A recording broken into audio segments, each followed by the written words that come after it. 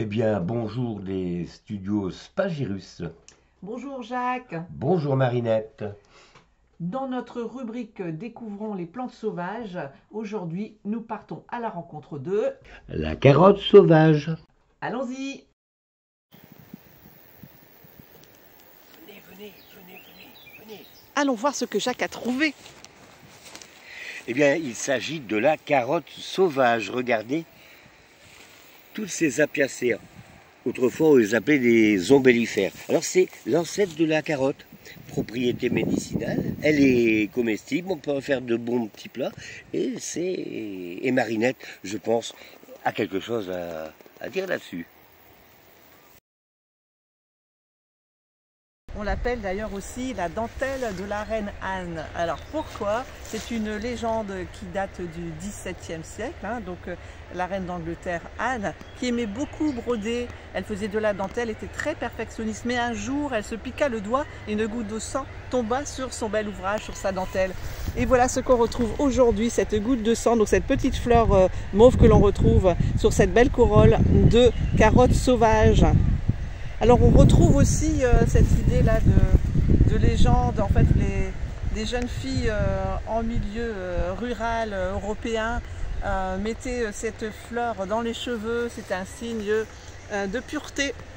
Et on dit aussi que cette fleur chasse les mauvais esprits.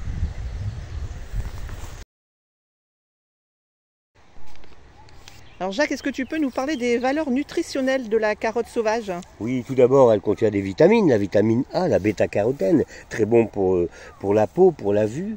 Elle contient de la vitamine C, en quantité modérée, de la vitamine K, du potassium, du calcium, du magnésium et des antioxydants tels que les flavonoïdes et les polyacétylènes, protecteurs des cellules.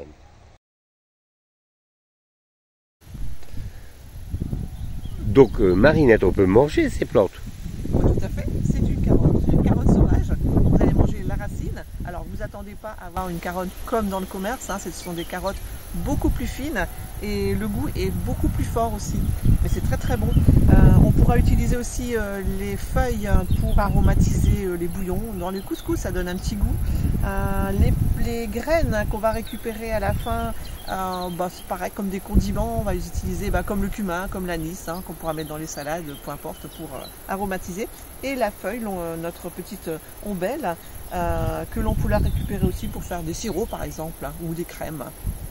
Voilà, bon appétit!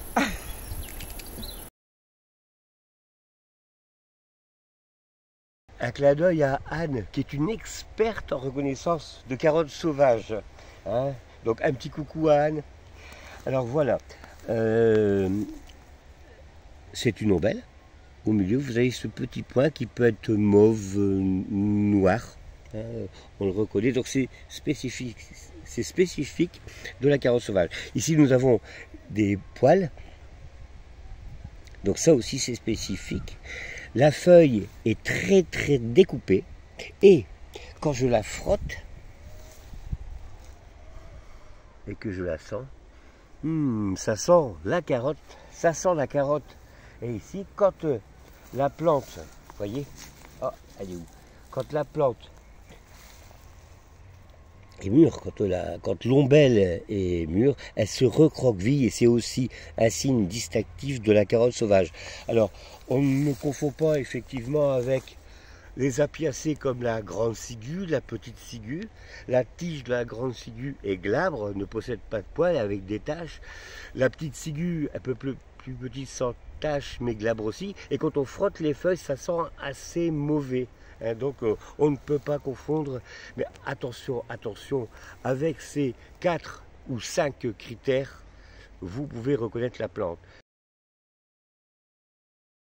Rappelons-nous qu'il faut être prudent avec les plantes sauvages et ne cueillons que si nous sommes certains de leur identification.